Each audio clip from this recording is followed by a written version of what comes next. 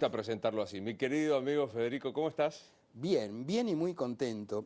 Contento porque, bueno, estoy pasando por el mejor momento que le puede tocar a un escritor, que es sacar un libro. Y tenés, Luis, el primer libro que salió, el primero, lo mandaron directamente de la imprenta para vos.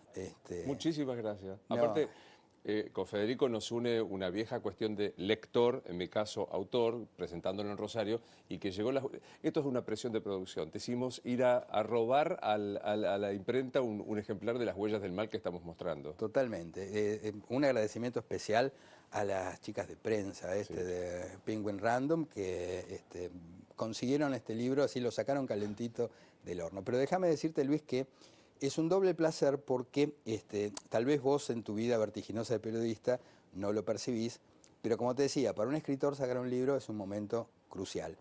Y siempre que viajé a presentar un libro, el primer periodista en presentar un libro fuiste vos. Un placer. Aparte del primer viaje, porque yo iba a Rosario, año 97, era la primera entrevista que daba, y de ahí, bueno, esa época vertiginosa del anatomista, por ahí Era anatomista, me claro. tocaba de hacer Rosario-Buenos Aires, Buenos Aires-Madrid, Madrid-París, París-Estocolmo, hacer Noruega-Finlandia, Rusia, presentando libros, pero siempre el primero fuiste vos. Bueno, me alegra mucho que estemos y ahora vamos a ver enseguida el libro.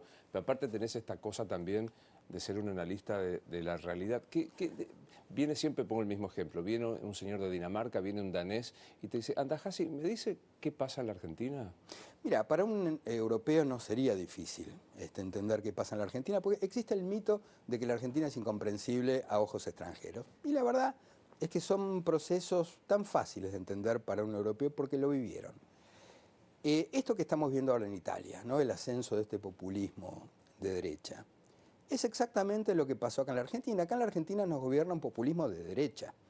Hay un error de percepción.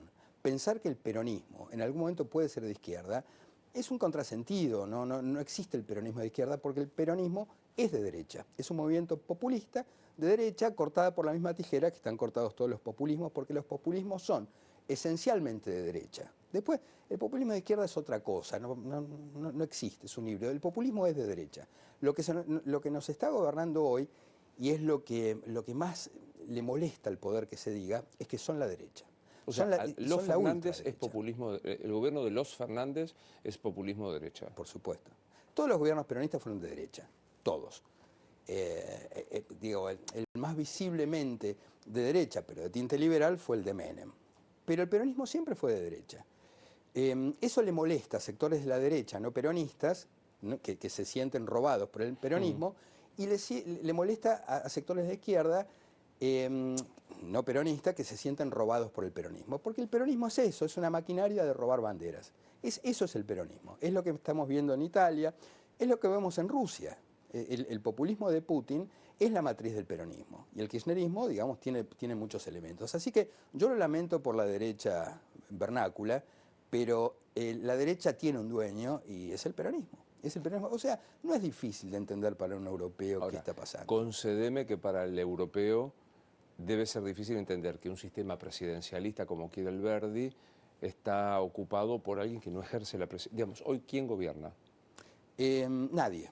Ese es el gran problema que tenemos. No hay gobierno en este momento. Bueno, si vos mirás lo que está pasando ahora, hoy mismo, se paró la producción de caucho y se paró la producción de vehículos. Ya hay dos empresas grandes de vehículos que pararon la producción, con el daño que eso significa para los trabajadores.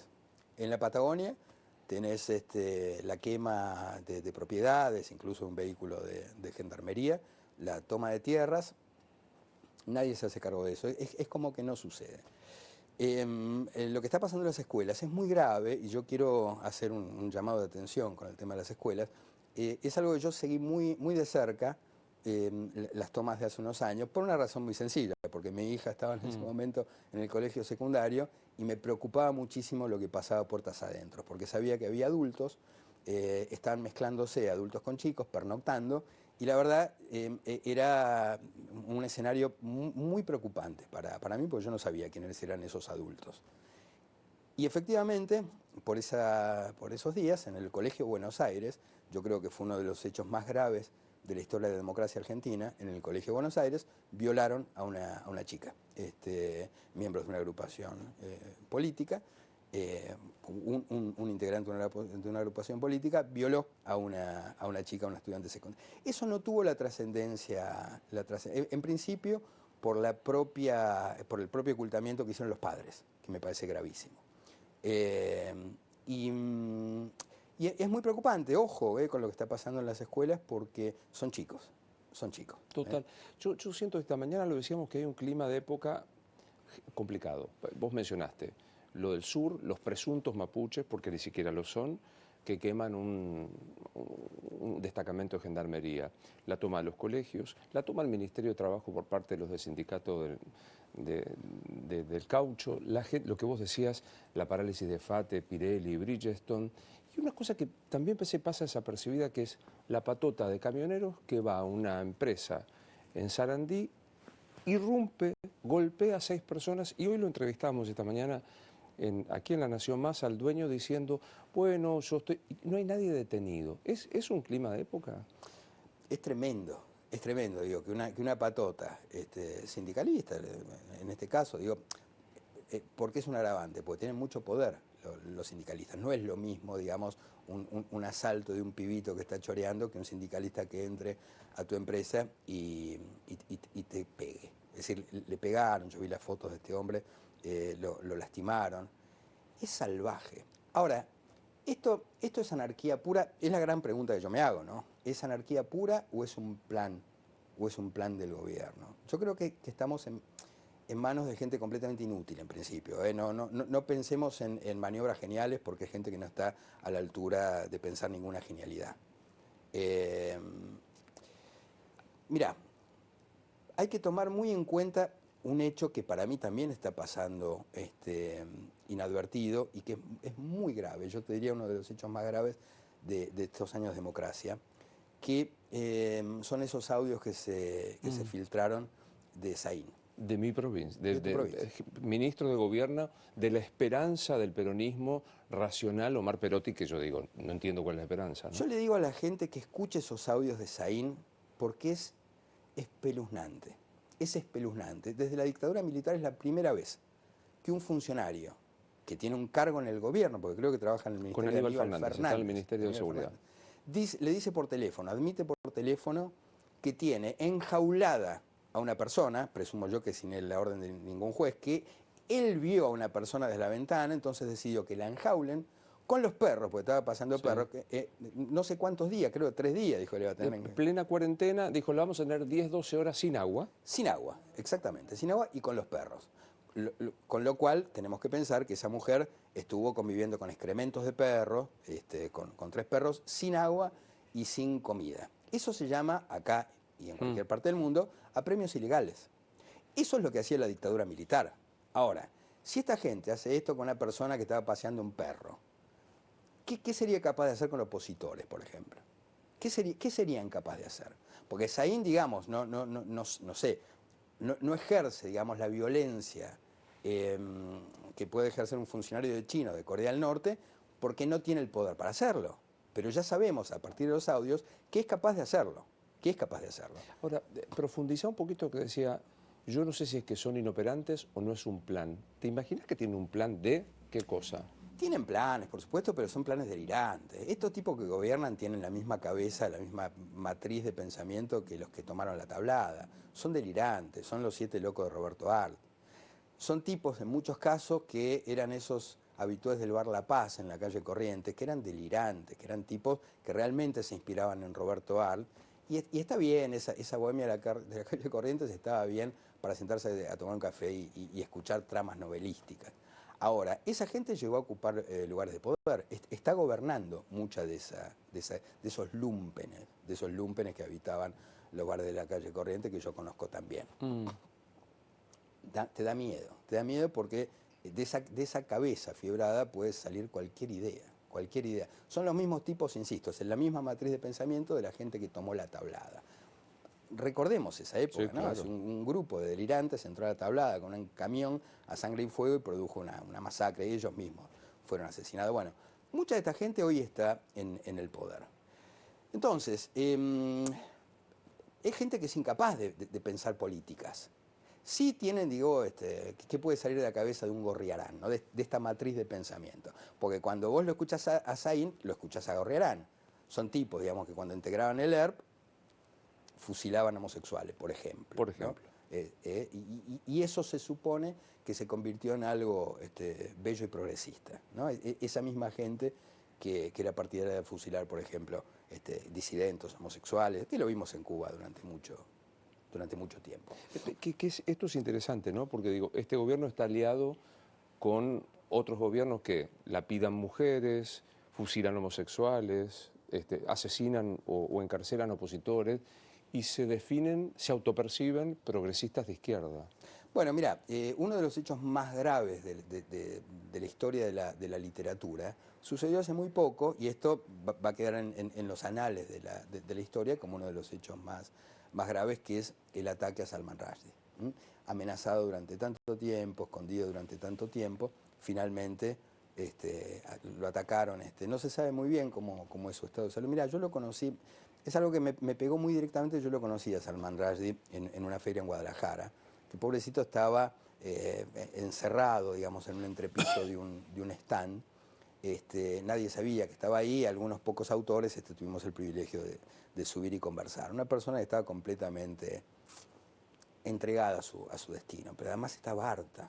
Estaba harta de estar huyendo, escondiéndose. Bueno, lo conocí ahí. Después a la noche fuimos a cenar con un grupo de escritores a un lugar muy... A ver, siempre me dio la impresión que era una persona que estaba completamente indefensa, y lo pude confirmar ahora. Pero lo más grave de todo esto es que yo no escuché escritores argentinos que hayan salido fuertemente a condenar el ataque a Salman Rushdie. Realmente no lo escuché. ¿Qué pasa? Digo, es un delirio. Es un delirio, digamos, que alguien con su silencio, porque el silencio avala, claro. El silencio avala. Entonces, me parece que eso también muestra el estado del mundo, el estado extremo, ¿no? Las alianzas. Bueno, vos hablabas de esto, ¿no? Efectivamente, este es un gobierno que tiene muy buenas relaciones con Irán, que es un gobierno que le ofreció a Rusia ser la puerta de entrada, después con todas las contradicciones sí, claro, que conocemos. Pero hay algo que a mí me preocupa particularmente, Luis, y a veces no tomamos conciencia del estado que vive el planeta. Estamos a un paso de una guerra mundial, vamos a decirlo con todas las letras. A ver, ¿qué tiene que pasar para que se desate una guerra mundial que no haya pasado durante la Primera o la Segunda, digo, lo que precipitó la Primera y la Segunda Guerra Mundial? Es muy parecida, digo, el escenario es muy parecido. Esta invasión de Rusia a Ucrania es muy parecida a la de Rusia, a la de Alemania a Polonia. Quiero decir, es muy semejante. Ahora, yo veo con preocupación lo que pasó en Italia. Por supuesto, en las redes sociales se tiran toda esta derecha vernácula, repugnante. Tenemos una derecha repugnante, fascista en este país. ¿Le querés poner nombre y apellido? ¿Quién no, es no, porque realmente no sé quiénes son, porque están en las redes con seudónimos y hay gente que ataca en las redes sociales, pero son fascistas disfrazados de otra cosa. Que aplaudieron ahora el triunfo de la ultraderecha, exactamente, en Italia. ¿Cuál es el peligro de esto? Ahora, en estos días, se supo que este nuevo gobierno que va a asumir en Italia está harto de ayudar a Ucrania, con lo cual lo dijo de distintas maneras, en las elecciones lo suavizó un poco, pero están del lado de Putin. A ver, ¿quiénes están del lado de Putin? Además de Corea del Norte, China, todas las dictaduras, Venezuela. También ahí está, bueno, estas alianzas de ultraderecha, pero también está Bolsonaro, están los grupos cercanos a Trump. O sea, imaginemos si se desatara una segunda guerra, cosa nada improbable. ¿De qué lado quedaría la Argentina? Porque entonces ahí quedaría muy claro que Argentina es un país de derecha, que apoya regímenes de derecha como el de Putin, y compartiría esa alianza con este nuevo gobierno de Italia, y quedaría claro y transparente lo que te decía al principio. El kirchnerismo y el peronismo en general es la ultraderecha. Es de derecha. Federico, ¿cómo viviste con la sensibilidad de periodista y de escritor que tenés el atentado a Cristina? Sí, en principio te digo que yo no me considero periodista, tengo en muy alta Ah, pues yo estima. sí. No, yo los tengo en muy alta estima los periodistas.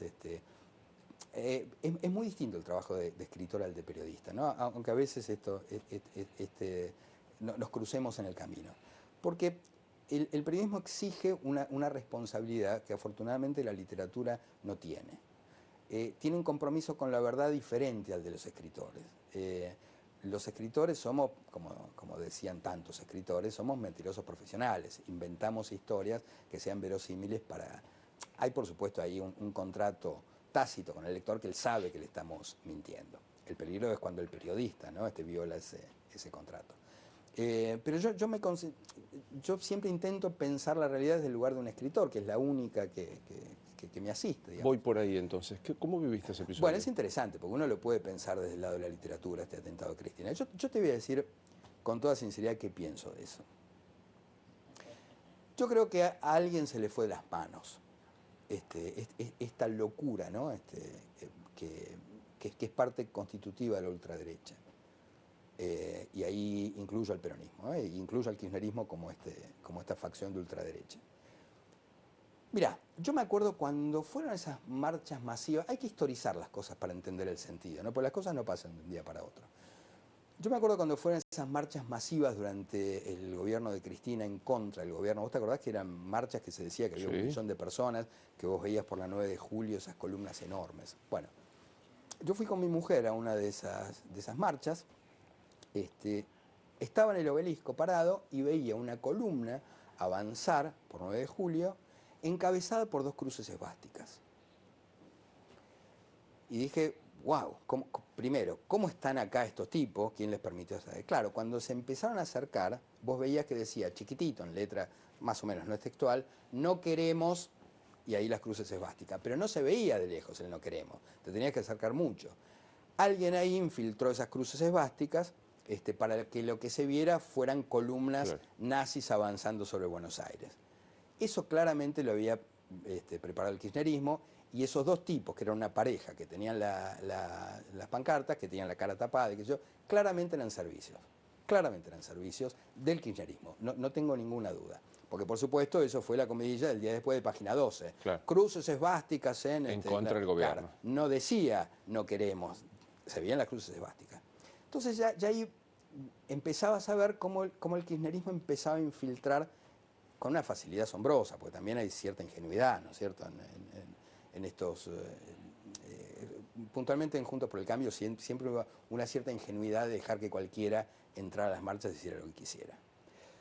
Yo no puedo dejar de relacionar ese hecho con lo que después fue Revolución Federal. Se llama. Que además nombre raro. ¿Por qué federal? Porque ahí también hay algo raro, porque estos tipos se supone que son, no sé, se dicen libertarios, que son liberales, pero acá ese nombre Revolución Federal pareciera ser como un error de alguien que se equivocó poniendo el nombre, porque acá eso alude más bien a Rosas, más bien digo a una derecha nacionalista, estatista, católica, no sé si va mucho con... Ahí hay algo extraño. Y yo tengo la sospecha que esta Revolución Federal puede ser una herencia de esos grupos de servicio que infiltraban a las marchas, pues yo veía esa horca ahí en la manifestación, esas antorchas. Esta es la misma gente que vino con las cruces esvásticas. A ver si puedo seguir tu razonamiento. ¿Te parece que alguien quiso provocar? Yo lo que digo es que hay para mí, esta es mi hipótesis, servicios de inteligencia. Vos viste que van y vienen, pero en este caso, vinculados con el kirchnerismo, que formaron grupos para atraer a la ultraderecha y tenerlos ahí para hacer disturbios, para hacer desmanes, para mostrarlos, para identificar eso con Juntos por el Cambio. Y me parece que se le fue las manos. Me parece que ahí estos pibes, delirantes como son, realmente se lo tomaron en serio esto, y cuando vos escuchás esos chats entre ellos, yo le voy a poner un tiro, él no sabe tirar, pero yo sí. Me parece que ahí se le fue todo de las manos, ¿no? Y habría que indagar un poquito más ahí en Revolución Es muy Federal. impactante que todos los encuestadores dicen que 6 de cada 10 de los argentinos no cree que se pergeñó con un objetivo de victimización. Pero, ¿por qué sucede esto? Porque esto coincidió con el alegato de Luciani, un alegato muy fuerte, con muchas pruebas, con muchas evidencias, muy rebatible por otra parte, y fueron tan torpes en vincular a Luciani con todas las consecuencias de ese fallido atentado, que parece armado, ¿no? Es decir, a veces, mira, hay algo que enseña la literatura, a veces las cosas no se ven por ser tan obvias, ¿no? La carta robada de Edgar Allan Poe, que nadie podía encontrar la carta robada y estaba colgada en la pared. Y me parece que cuando las cosas son tan evidentes, y bueno, capaz que es así, ¿no? Es decir, que es un arma. A ver, que se haya ido de las manos, que estos pibes se hayan ido de las manos, no deja de ser, digamos, parte de un armado que se le fue de las manos. Sería espantoso, ¿no? Que hubiesen armado esto como cortina de humo para intentar ocultar el alegato de Luciani. Sería espantoso, sería tremendo, pero no sería la primera vez. Quiero decir, todos los regímenes de ultraizquierda y de ultraderecha lo han hecho. Todos. De modo que sería espantoso por supuesto, pero además es tan evidente el uso político. Vos acordate cuando atentaron contra Alfonsín. Sí. Inmediatamente, digo, fue un hecho tan grave como este, con el agravante que creo que era un gendarme el tipo. Bueno, no era un loquito de civil, sino que era un loquito gendarme. Inmediatamente Alfonsín salió a decir, es un loquito suelto. En el acto. No, en el acto. Pero en el acto tomó el micrófono y habló. Claro, porque vos imaginate, antes de que se investigue, el tipo dijo, es un loquito suelto. ¿Para qué dijo esto? Para no generar un caos social, para no generar un dominó de violencia, obviamente. Entonces, cuando vos ves lo que está pasando con Cristina y cuando ves los actos de violencia que se están generando a lo largo del país, y vuelvo a preguntarme, ¿es inoperancia o es deliberado? Yo no sé hasta qué punto no hay grupos que este caos les resulta funcional. Este caos eventualmente no le puede llegar a servir, ¿no? Porque perdido por perdido y con una condena, yo no sé si no... Definime en qué categoría política ubicás a Cristina Fernández. Cristina Fernández es peronista, digo, no hace falta que yo lo diga, ella lo dijo varias veces, es peronista y me parece que tiene todas las características del dirigente peronista, conservador, de derecha, católico, con una cierta tendencia al pensamiento místico, ¿no? La bala no sale no porque se trabó, sino porque el Espíritu Santo... Dios y la Virgen. Dios y la Virgen lo decidieron así. ¿A quién le habla? ¿Ella cree realmente? Eso puede ser. Salió en Telam una nota de un periodista, supongo que es un delirio místico, ¿no? Que habla del atentado a Cristina y habla del Espíritu Santo, que está protegida por el Espíritu Santo. Es una típica dirigente que responde al caudillismo, que si yo te tengo que decir, sí, me parece, de derecha, católica y recalcitrante. ¿Qué te pasa cuando te encontrás con el kirchnerista de buena fe, no el que trabaja y te dice, Cristina no robó, Cristina es honesta, no hay ninguna prueba? Mira, te voy a contar una historia personal, que te la cuento con preocupación. Yo tengo una sobrina muy querida, es una excelente prima de mis hijos, que la adoro, la quiero muchísimo. Que es uno de estos extraños casos, debe ser, creo yo, el único, de argentinos que se van a Venezuela a vivir. Ella, no te diría que era una militante kirchnerista, ni mucho menos, pero sí, uno podía encontrar esa... Ella venía de otro lado, venía más del palo de la música, tenía una banda punk, bueno, pero sí vos podías identificar que tenía simpatías por la izquierda en general y por el kirchnerismo en particular. Bueno, conoció acá a un venezolano, se pusieron en pareja, como se pusieron feas las cosas acá en la Argentina, se fueron a Venezuela. Es fantástico, ¿no? La historia de un progre sueldo en Venezuela. Pero al menos le concedo cierta coherencia, o sea, de ir a vivir allí, no ser revolucionario viviendo al piso 30 de Puerto Madero. Hoy le escribió a mi mujer. ¿Cómo estás?, le pregunta a mi mujer. esto es África, guaca guaca, le pone. Es imposible, no ve la hora y la forma de escaparse de Venezuela porque es una cárcel.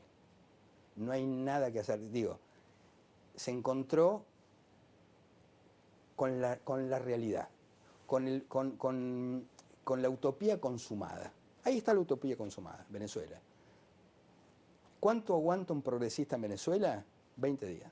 20 días. 20 días. Es eso, quiero decir, me parece que ser progresista, y te lo digo desde el lugar del escritor, donde, a ver, te lo cuento rápidamente, yo provengo del Partido Comunista, yo me formé en una familia comunista, mis abuelos, mi abuelo y mi abuela eran judíos comunistas, mi abuela estuvo presa en la época de Perón por ser comunista. Yo he sido un niño adoctrinado, iba a una colonia de vacaciones del Partido Comunista, a los 8 años cantábamos la Internacional en varios idiomas. Yo soy un comunista, quiero decir, así como hay gente que es católica y después renuncia a eso, pero hay algo en su constitución que es católica, yo en ese sentido digo, yo soy un comunista, yo tengo, digo, la moral constituida desde muy chico de un comunista. Conozco esto, por eso te puedo decir que el kirchnerismo, que el peronismo no tiene nada que ver con el comunismo, pero absolutamente nada, está en las antípodas del comunismo. Es más, en los albores del peronismo, vos sabés que el Partido Comunista estaba en la Unión Democrática, claro. bueno, que coincidía con, por eso te digo mi preocupación, ¿qué pasaría si se desata una guerra mundial? Porque el Partido Comunista en esa época tenía la misma alineación que tuvieron los aliados en su época. Entonces, uno está entrenado para ver rápidamente quién es de derecha y quién es de izquierda, y claramente el kirchnerismo es, insisto, la ultraderecha. A estos pibes, qué sé yo, a ver, ser progresista es gratis. Hay una frase muy sabia de Néstor Kirchner que decía, ser de izquierda da fueros, de izquierda da fueros. Y es absolutamente así. Sain puede decir que tiene enjaulada a una persona y que la va a tener sin comer y con perros y con excremento de perros, lo puede decir porque se supone, porque es de izquierda. Ahora vos imaginate si esa misma frase lo hubiera dicho un funcionario de Macri. Vos imaginate si esa frase, entendés que lo fusilan, directamente lo fusilan. Entonces, si vos decís una cosa, pero te autodefinís como progresista, eso te da fueros. En ese mismo sentido que te decía, Cristina, definía la cámpora, Federico. La cámpora son los camisas pardas, los camisas negras, son las juventudes musolinianas y las juventudes hitlerianas. Tienen esa misma matriz. Son patoteros, son violentos, son profundamente estúpidos. Esto que les dice Perón, ¿no? A la juventud maravillosa, imberbes estúpidos, son estos, digo, y están orgullosos de serlo. Ellos lo que heredan es ser esos imberbes estúpidos y les encanta ser esos imberbes estúpidos. Son incapaces, son la derecha, son los camisas pardas y son los camisas negras, son la ultraderecha. Eso es la cámpora. ¿Sabes que eso escucharlo los ofende, les remueve porque se autoperciben de izquierda? Mira vos. Bueno, qué sé yo, es lo mismo que pasaba con Montoneros. Es muy difícil para quien se crió, digo, en el Partido Comunista ver en eso algo parecido a la izquierda. Montoneros, ¿de dónde proviene? Capaz que es una historia bastante parecida a la Revolución Federal, ¿no? ¿De dónde proviene Montoneros? Son los dirigentes, la dirigencia de Montoneros eran pibes de ultraderecha católica que conformaron el grupo Tacuara, una fuerza de choque de ultraderecha. ¿Qué pasó en el medio que se convirtieron en ultraizquierdistas? No lo sé. ¿Se convirtieron en ultraizquierdistas? No lo sé. ¿Qué papel jugó el batallón 601 de inteligencia en el origen de Montoneros? ¿Y si Montoneros fue una formación de los servicios de inteligencia para masacrar, como sucedió, a toda la izquierda que brotaba en esa época? Porque la verdad que los únicos que sobrevivieron fueron los capitostes esos. Los únicos que fueron Firmenich, Vaca Narvaja. Todos estos tipos, digo que, no sé, si vos analizás un poquito ese operativo que se hizo a principios de la dictadura, que volvieron todos, Yo he conocido gente cercana que ha sido asesinada en ese operativo. ¿Y si Montoneros es un armado del batallón 601 de inteligencia? Yo no creo que sea compatible la izquierda con el peronismo. El peronismo, insisto, es el fascismo y es la derecha. ¿Cómo va a ser recordado Alberto Fernández? Como un pelotudo, quiero decir, no tiene ninguna entidad. Es un tipo que es la vergüenza hecha persona. Es la vergüenza hecha persona. Es un tipo que él solito dijo, yo no quiero un títere manejado por Juncal y Uruguay. Ahí lo tenés, ahí lo tenés. Es un tipo que no está en condiciones de nada. Mirá, yo también me formé como psicólogo en los hospitales neuropsiquiátricos, hice las últimas materias en el Tobar García, en el Moyano, trabajé después en el Hospital Alvear, neuropsiquiátrico. Y vos cuando llegabas, yo trabajaba en la guardia los sábados, hacías como el relevamiento de los pacientes para ver cómo era el estado, les hacías una especie de pequeño test. Se ubican en tiempo y espacio, saben dónde están. Claro. Alberto Fernández no pasaría ese test. Lo dejás internado una temporada más. Es un tipo que se le nota muy claramente un deterioro cognitivo muy importante. Está perdido, muchas veces no sabe en qué día está. Él no está en condiciones de gobernar. La presión y la humillación a la que es sometido todos los días, yo creo que hay pocas personas que pueden soportar ese grado de humillación. Digo, con mucho menos uno se ha ido de distintos lugares, con mucho menos, decís. Pero es que sin saberlo estuvimos de acuerdo.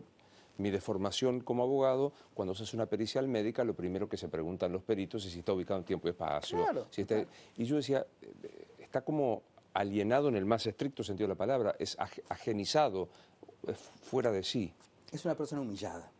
Vos lo que ves ahí es una persona humillada. Es una persona...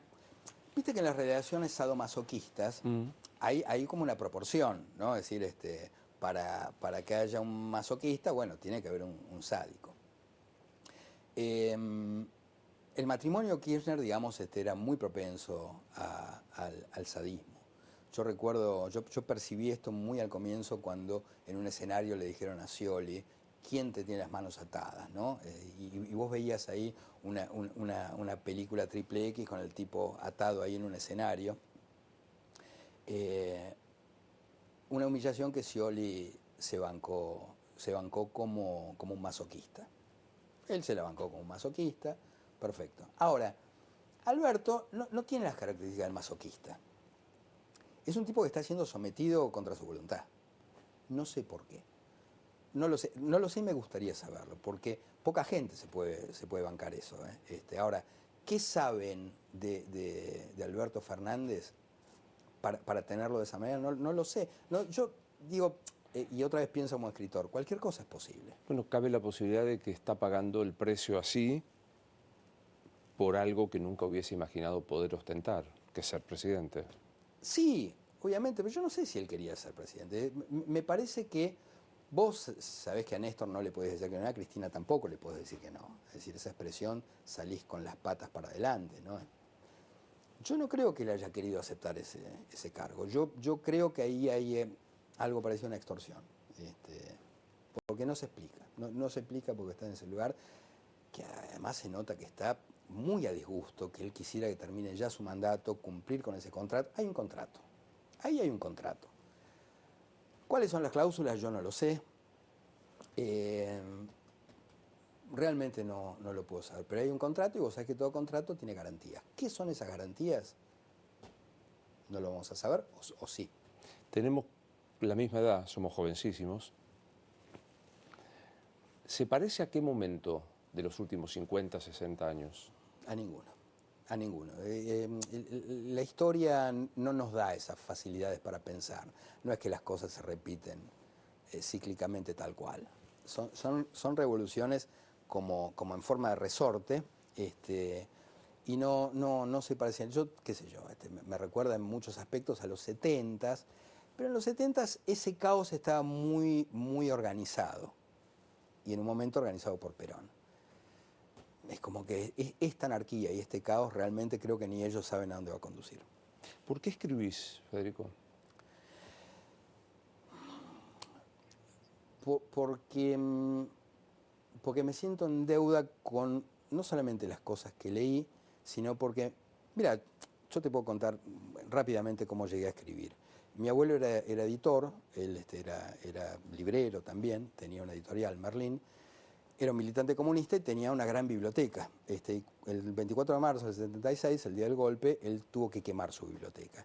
Yo nunca vi un hombre tan triste, tan destruido y tan triste.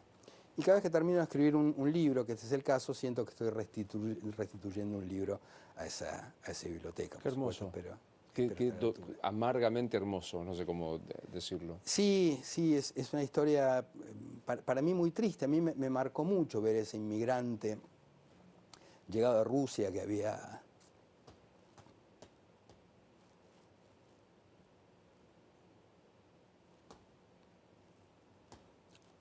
Fue duro. Hay que darles espacio a la emoción. Hay que darles espacio a la emoción. Hablar de un abuelo... Bueno, tenemos la misma edad, me parece que estamos en un camino de por lo menos la mitad de la vida, y encontrarse con esos recuerdos es... Sí, sí. Ahí ves el valor que tiene la literatura para la gente. Mi abuelo sentado frente a esa biblioteca vacía, mirando los estantes vacíos sin poder explicarse la existencia. Claro, totalmente. Y cuando escribís para uno, escribís para vos, escribís para los lectores. Pienso mucho en el lector. Pienso mucho en el lector. No, es imposible pensar en los lectores, pues no sabes en manos de quién va a terminar un libro, pero sí tengo la mirada puesta de mi abuelo, qué estará escribiendo este pibe, de mi viejo, poeta, también escritor, de mi vieja, espantada por las chanchadas que escribe su hijo. Entonces el lector es como una mezcla de todos estos personajes tan cercanos a mí que sentís que de alguna forma estás escribiendo para ellos. ¿Cómo se llamaba tu abuelo? Samuel Merlín. Merlín se llamaba de apellido y durante mucho tiempo me tuvo engañado de que éramos descendientes del mago. Decile a Samuel de qué va Las Huellas del Mal. ¿Cómo le contarías que estabas escribiendo, que acabás de escribir Las Huellas del Mal? A mi abuelo le gustaban mucho las historias, que le cuenten historias. Como todos, viste, Claro, los inmigrantes como le todos. gustan las historias. Y Las Huellas del Mal es una historia, pero es una historia basada en un hecho real, que increíblemente nadie escribió. Decís, ¿cómo nadie escribió esta novela? Si la querés leer como un policial, es un policial, pero también es una novela histórica, es una novela psicológica. Es el primer doble homicidio, el primer asesinato que se resuelve por dactiloscopía, que se hizo acá en la Argentina, que lo hizo Juan Bucetich. Bucetich, claro. Un personaje fantástico. Esta historia, estos crímenes en el sur, esto sucede en Quequén, Necochea, es increíble que esto haya sido cierto, porque es tan novelístico. Entonces tenés, Bucetich era un personaje fantástico que nadie lo conoce, tenés el nombre de la escuela, no, vos no sabés lo que era este tipo. Teníamos un Sherlock Holmes de verdad, mucho más sabio que Sherlock Holmes, y yo ahí le invento una suerte de Watson judío.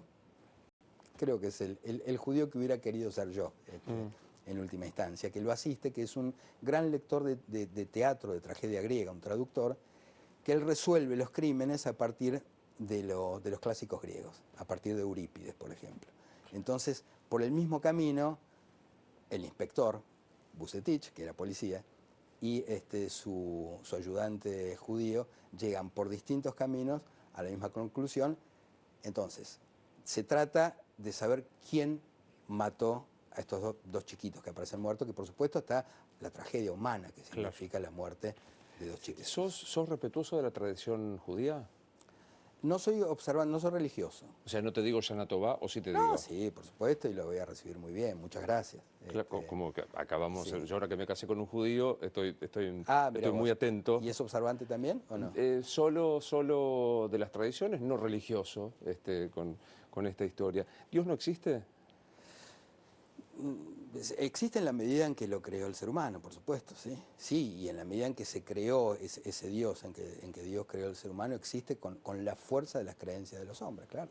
Y nos morimos, ¿y qué pasa?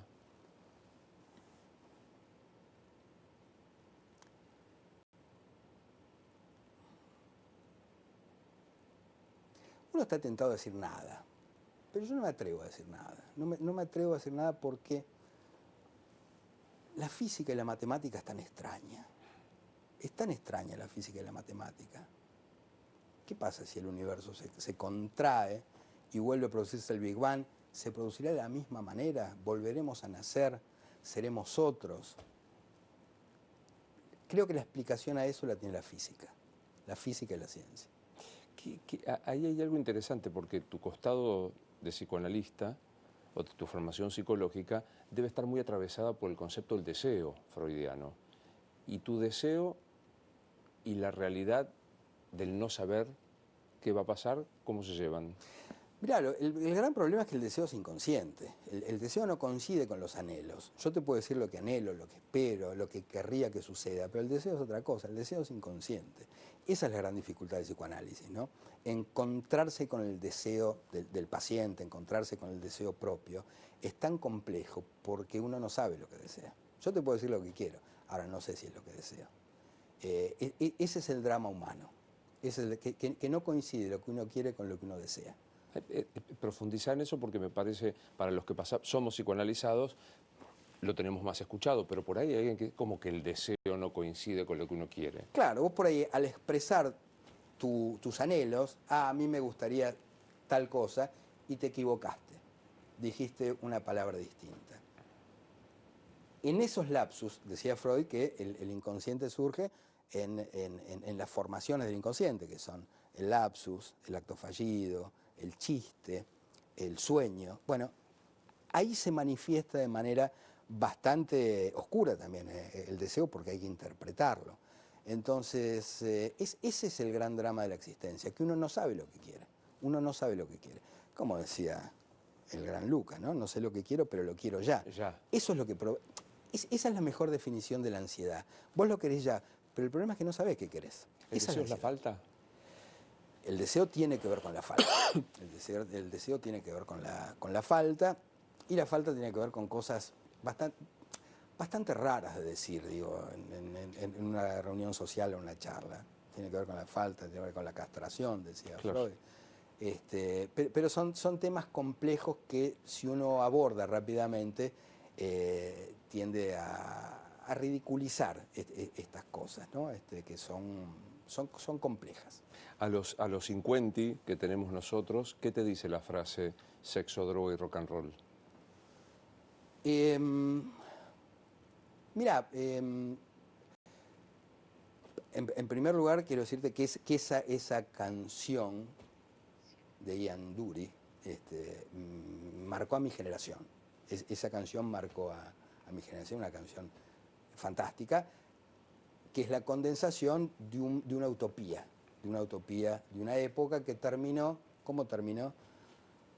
Con el clan Manson. No, esas utopías de amor, esa utopía de sexo libre, esa utopía de paz, de no violencia, terminó coronado por el asesinato de Sharon Tate a manos del clan Manson. ¿Sabes cuál era uno de los apodos que usaba, de los nombres que usaba esta chica que era la pareja de quien quiso matar a Cristina? Manson. Es muy interesante, porque ahí también está cómo los ideales se convierten en todo lo contrario. Cómo los ideales se convierten en todo lo contrario. Me pareció toda una metáfora. Entonces, me parece que estos ideales de sexo libre terminaron en en una utopía súper conservadora. Me parece que se dio Pegó la vuelta. el giro, pegó la vuelta, dio 360 grados y hoy tal vez tengamos una sociedad más conservadora que la previa a los años 60. ¿Te preocupa, te hace ruido, te algo el paso del tiempo en lo físico? Sí, qué sé yo, estamos en el umbral nosotros, ¿viste? Yo estoy con un paso en los 60, son distintos los 60 de ahora que los 60 años de antes. Estamos en el umbral, yo te puedo decir que hoy me siento bien, me siento perfecto, me siento bárbaro, pero dentro de 2 años no sé cómo va a ser la cosa, ¿no?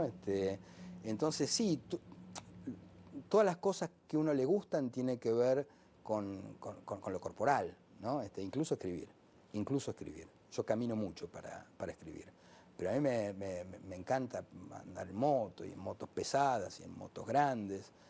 Te digo que disfruto de mi cuerpo. Dicho en todas las acepciones que esto pueda tener. Y el cuerpo envejece, y el cuerpo se deteriora, y uno piensa que a uno no le va a pasar. Y capaz que no pasa, decía Borges que la muerte, ¿no? Que es una estadística. Él decía, capaz que a mí no me pasa. Bueno, Claro. capaz que no nos pasa, qué sé yo, espero. Pero bueno, uno ve el deterioro en sus propios mayores y ese fantasma es ominoso. ¿Aprendiste qué es el amor después de casi 60 años? Sí, ¿Y qué es? absolutamente sí. El amor es la forma de afrontar la existencia con las personas con las que profundamente deseas estar. A lo mejor esto suena frívolo, pero cada día de tu vida desear estar con las personas que estás es maravilloso. Es maravilloso y me imagino la tragedia de aquel que de repente no puede concretar este deseo cotidiano de estar con quien quiere estar. Que, por ejemplo, te abandone tu pareja, te abandonen tus hijos. Debe ser el sentimiento más tremendo. Entonces, digo yo que de alguna forma me he sentido un poco abandonado por mi padre, a quien conocí yo de adolescente. Me lo encontré en una esquina, casualmente, y lo reconocí por una foto. El hecho de decidir que querés estar con tu pareja, de decidir que querés estar con tus hijos, de que esa familia no sea una cuestión de consanguinidad nada más, sino una decisión de cada día de tu vida. Alguna vez me lo contaste en otro programa, pero ya que lo trajiste, tu papá se fue y un día literalmente lo cruzaste por la calle. Sí, yo lo único que conocía de mi viejo, cuando mi abuelo quemó la biblioteca, había quedado un libro muy flaquito de poesía ahí abajo en un estante, y por primera vez lo vi, lo percibí. Y cuando abro la tapa me encuentro en la solapa la foto del autor, que se llamaba Bela Andajasi, el autor. Y estaba la foto de mi padre, quien yo no conocía. Pasaron muchos años y yo caminando por la avenida Corrientes y Montevideo, en la esquina del bar La Paz, veo a un tipo y yo lo conozco de algún lado, este tipo. Entonces, cae en la ficha y digo, es el hombre de la solapa del libro. Entonces, él era húngaro, entonces me acerco y digo, perdón, ¿usted es Bela? Sí, me dice. Ah, mucho gusto, le digo, yo soy Federico. Y me pregunta qué Federico. Claro, yo me llamo Carlos Federico, adivina por quién es, ¿no? Y entonces, claro, él me tenía como Carlos, su hijo era Carlos, y por primera vez por primera vez lo vi. Fue un encuentro muy emotivo, él me abrazó con mucho cariño, me alejó, me acuerdo, y me examinó como cuando los padres examinamos a nuestros hijos, viste, que no le falte nada, que tenga todo. Bueno, inmediatamente sacó una tarjeta de psicoanalista, me la dio y me dijo, te espero el jueves en mi consultorio. Fue la entrevista con un psicoanalista más extraña de mi vida, te puedo ¿Y asegurar. mantuviste el vínculo? Sí, sí, sí. Sí, lo mantuve. Nunca le pude decir papá, no me surgía. Pero fue una relación muy, muy, muy fértil. Ahí me reencontré con otra biblioteca, que era la biblioteca de mi viejo. Hablábamos mucho de literatura, mucho. Él era un tipo que creo que es la persona que yo conocí que más leyó. Era impresionante la lectura que tenía. Era un tipo lector hasta el ridículo, te diría. Ya falleció Vela. Este es el primer ejemplar que sale de la imprenta de Federico Andajasi, de Las Huellas del Mal, que generosamente me lo dedicó. Dedicáselo a Vela.